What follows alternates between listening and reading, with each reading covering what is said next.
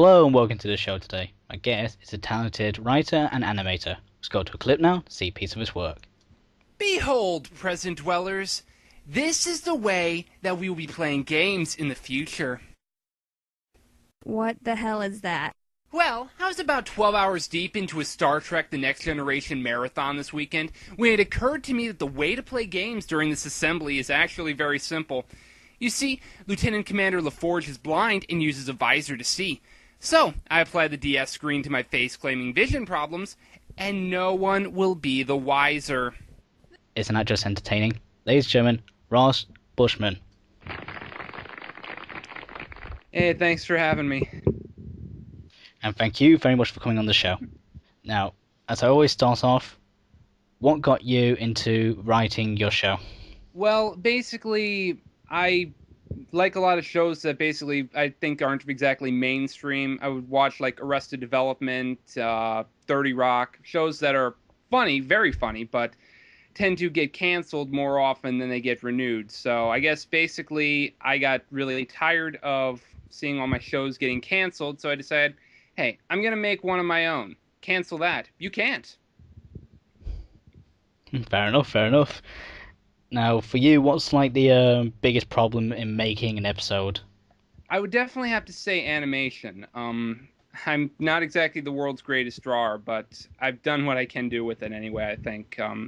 Because basically what I want to do is I want to be able to make episodes in a timely fashion, because if you take a year and a half to make a couple episodes, then you're not really going to get a fan base going for a show. You got to make them in a timely fashion, so...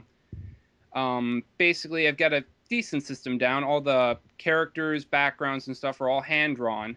And then stuff like their emotions, such as their eyebrows, their mouths, that's all done via computer. Now, you got a lot of brilliant characters in the show. Are there any that are inspired by someone you know, any that reflect yourself? I would definitely say the character I play, Scott, is like a hyper-exaggerated version of myself. I'm not afraid to admit this. I am a loser. I can say that fairly honestly. 'Cause I like a lot of anime, video games, whole bunch of really nerdy stuff. So he's basically a hyper exaggerated version of myself who thinks he's very great, but he's actually an idiot, which I just find hilarious. So, I mean, the show's into its like its third or fourth episode. Yes.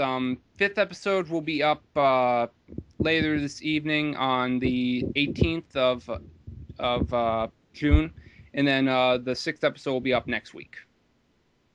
So after that, will you be going on to like a second series? Yes. I've got a second season in production right now. It'll have 10 episodes, and hopefully it'll be ready by the end of this year.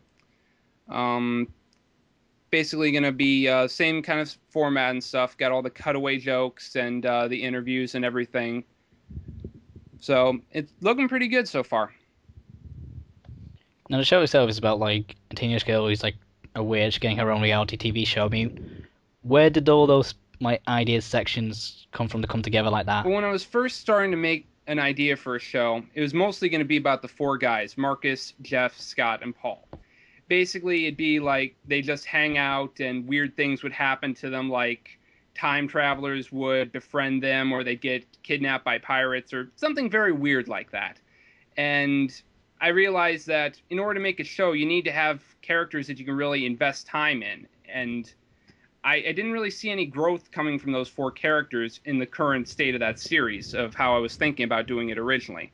So somewhere along the line, I got an idea.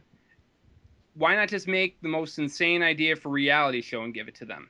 And I need to somehow justify why they have a reality series to begin with. And somewhere along the line, I created April, and everything just started to come together from there. So you got this current series at the moment, Life on Camera. Is there any other projects you might move on to later on? Currently working on creating a game. I'm actually a game programmer myself, so I'm actually working on creating an RPG that I'll also be working on in my spare time. But for now, I'll be mostly working on Life on Camera for the time being, until I get to a point where I think that the series can end at some point, and Yeah. And then we'll see. Who knows? Maybe I'll work on something else too. Well, we'll definitely be looking forward to that. And thank you very much for coming on the show. You've been a terrific guest. Yeah, thank you very much for having me again. Ladies and gentlemen, please show your appreciation for Ross Bushman.